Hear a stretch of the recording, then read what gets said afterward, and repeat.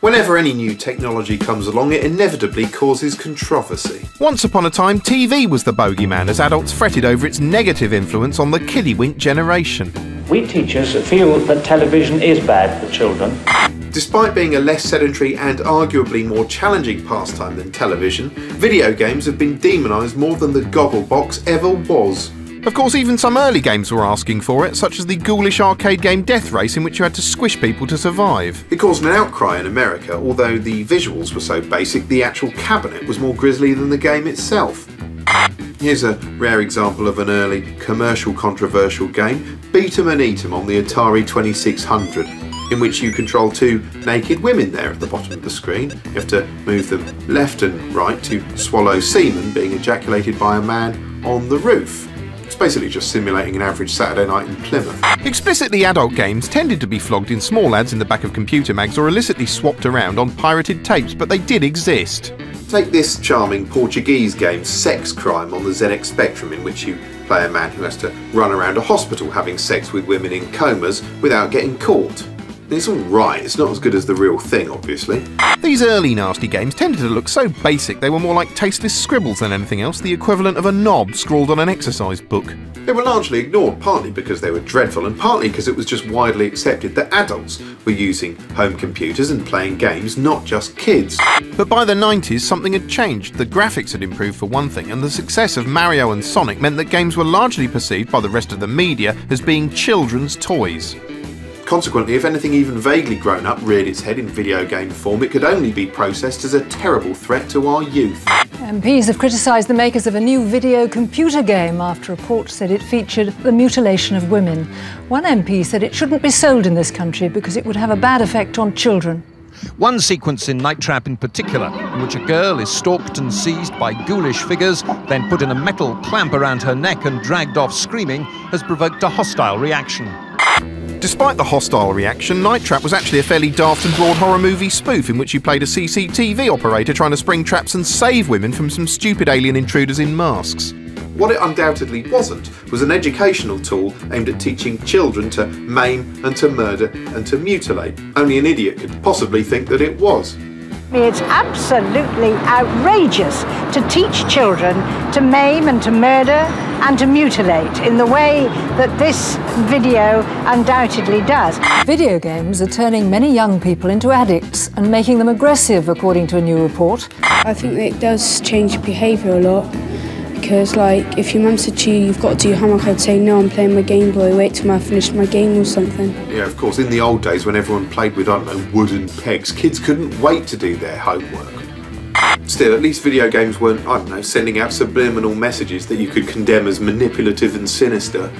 A computer game that sends out subliminal messages has been condemned as manipulative and sinister. This is the game that's causing alarm among parents. Really? Really, is it? What they're trying to do is to affect the child's mind beneath the level of consciousness, and that seems to me an immoral thing to do. The computer game showing children at school being shot at has been on sale in Britain. Oh no, what sick horror is this? Violent computer games are nothing new, but this one is more shocking than most. Really, it's obviously a deliberately jokey and tasteless shareware game, the sort of thing that, I don't know, might be flogged out the back of a computer magazine for 50p. But don't ask me, ask someone who'll be horrified by these reports. I'm horrified by these reports. It's amazing he can stand still while his knee's jerking like that. Throughout this period, games couldn't do anything right. Although, to be fair, when journalists do interview games players themselves, they don't do the pastime any favours. That's the whole point of games, is to be realistic, but not be realistic at the same time. So you can kill people, but not think about it in the morning. Horrified, uncomprehending adults claim that this obsessional solitary vice is producing a generation of teenage mutants suffering from a form of cultural autism. Children get so hooked that beating their last high score is all that matters. And my little cousin, bro, every time I go in his house, he's playing the game. He thinks he's the man on Streets of Rage. Every minute he's beating me up, bro, and he's saying, yeah. And then all this... Another inarticulate gamer. Why can't they ask someone, I don't know, a bit more middle class? As well as playing about 2 hours a day, Matthew has also managed to pass grade 3 piano, and he claims to enjoy a bit of Dickens. He seems the perfect, well-rounded ambassador for the games he plays. Oh, he's only about 2, but who knows? Maybe he'll say something cute. A beat 'em up is a game when where you beat people up. You punch them or kick them and jump on them, break their necks, smash them over the head with bottles. Beat 'em up, simulated combat game in which the player leathers the stuffing out of people. Now, beat-em-ups may look like a simple exercise in just knocking the shit out of someone, but actually they're at least 4% more complicated than that. Physically harming your fellow man has been a staple feature of video games since before they could adequately portray the brutal reality of unarmed combat. To an onlooker, an over-the-top, bloodthirsty beat-em-up such as Mortal Kombat here might seem unnecessarily violent. That's because it is. Johnny Cage wins. Anyway, after being picked on for years, it was only a matter of time before the games industry started living down to expectations and released a slew of titles that were gleefully offensive. Grand Theft Auto is a game in which contestants can rise through the underworld by performing jobs for gangster godfathers. Points are awarded for murder, arson and drug running. Yes, the granddaddy of all controversial games is a British creation directly inspired by the pioneering Spectrum game Turbo Esprit. The release of the first GTA game at the height of media hand-wringing over joyriding ensured plenty of coverage and even caught the attention of the Home Office. Under proposals being considered by the Home Office, a health warning would be flashed up on the screen at the start, reminding players not to drive like this on the roads. The freedom to do what thou wilt in GTA's virtual environment sent the popularity of a fledgling genre into overdrive. Sandbox or open world game, a game in which the player is left free to explore a virtual world in non-linear fashion. Sandbox games are massive modern playsets, basically, huge environments in which you can do what you like.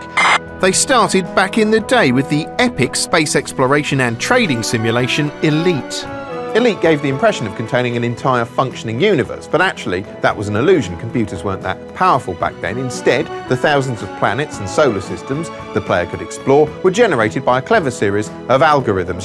Modern computers really are powerful enough to contain complete worlds, as in the nihilistic, almost overpoweringly detailed Grand Theft Auto series. GTA's Liberty City is a living city filled with working roads and buildings and bridges and rivers. It has its own transport system and police force. It's got radio and TV stations. It plays host to thousands of independent citizens driving thousands of vehicles, or strutting the pavements, or getting run over, or innocently driving their taxis into the gun sights of a maniac who shoots them rather unfairly in the head, then sits waiting in case there's a passenger who panics and get out. Yeah, hang on, wait a minute. Yeah, there she is. And then he picks her off as well. As you can see, it's a morally blank world in which I'm free to do what I like, and it turns out that what I like to do is be antisocial. Why'd you call me? You want my... Now, I don't think I'm likely to confuse this with the actual world because it doesn't stink of foul human flesh. But as far as the rest of the media is concerned, what infuses games with their special satanic menace is the notion that they could be conditioning the player to perform these actions for real. You could argue that by that logic, someone who spent the morning playing cheerful cartoon leap-em-up Super Mario World would spend the afternoon jumping on mushrooms and banging their head against bricks in search of magic coins. But then cheerful cartoon games like the Mario titles rarely get much coverage, especially when there's so much more disturbing stuff out there just waiting to upset news reporters and make horrifying reports like this. Manhunt 2 is a new video game where the player gets physically involved in the violence. So your emotions are recreated in the game? This is correct. You can slaughter them in an increasingly brutal manner. As you can see, he's curled up in the fetal position and we're still whacking away. I mean, that's pretty violent. That's correct. Thanks to technological progress, the nasty stuff now looks nastier than ever. It's a long way from beat 'em and eat 'em to modern sex games, such as the seriously creepy Japanese molestation title Rayplay, for instance. It's a similar case with violence. That's evolved too. Oof, so much for tennis. But now, if you're a bad loser and feel like shooting your opponent, you can always take to rifle practice. Of course, shooting at dots wouldn't offend or disturb anyone, except maybe a particularly sensitive dot. Whereas modern video game gunplay is routinely portrayed with a frequency and bloodthirsty relish you simply wouldn't get away with in a film or TV show. Something like Call of Duty World at War here is a brilliantly constructed game, but it's also psychotically ferocious and astronomically tasteless. But even though my brain tells me this is horrible, I can't deny that I enjoy it. I just wouldn't really want someone to walk in and catch me enjoying it, which makes it just like loose women, basically.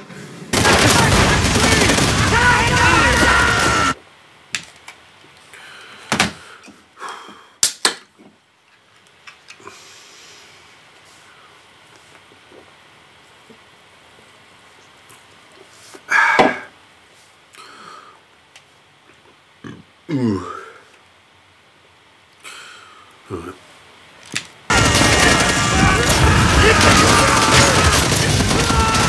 Still, even to a psychopath like me, some modern releases are so deliberately unpleasant I find them too depressing to play through. Take the grisly atmospheric Condemned 2, for instance, in which you play an alcoholic ex-cop who has to stagger around this horrifying environment, swigging from bottles and fighting tramps with your bare hands. If you're playing this for escapism, you're probably Scottish. But if I find it hard to stomach, millions of others don't. Here we see grisly action-packed footage from the game Fear 2, uploaded to YouTube by a fan who's provided his own unsettling commentary over the top. Today, I'm going to dedicate a video to my favorite weapon, and this is Sniper. You can see how the head rips off and the blood everywhere. This is amazing. Die, die, die!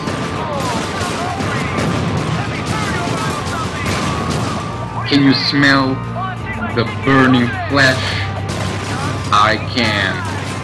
Now, I'm not saying he's mental, but he should probably be forced to cleanse his palate afterwards by playing something like this pleasant neighbourhood simulator on the Wii. Hello. Hello.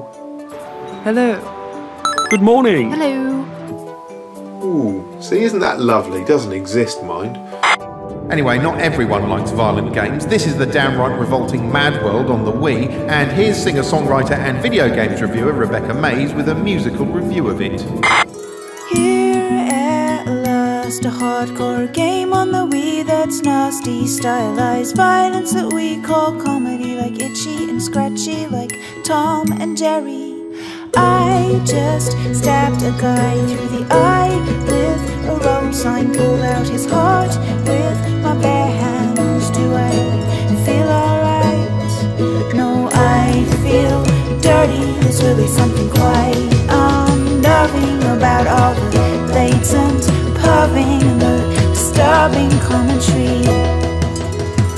You train way too hard, like a disillusioned nerd who thinks chainsaws and swear words will make you the coolest kid in school. It's far too short and the weapons are far too few, and I have to redo the whole level, so I give you a headbutt with the nunchuck. I feel giddy, visually it gets crazy busy, and my heart feels dizzy in this sadistic comic book. You train way too hard, like a disillusioned nerd who thinks chainsaws and swear words will make you the coolest kid in school.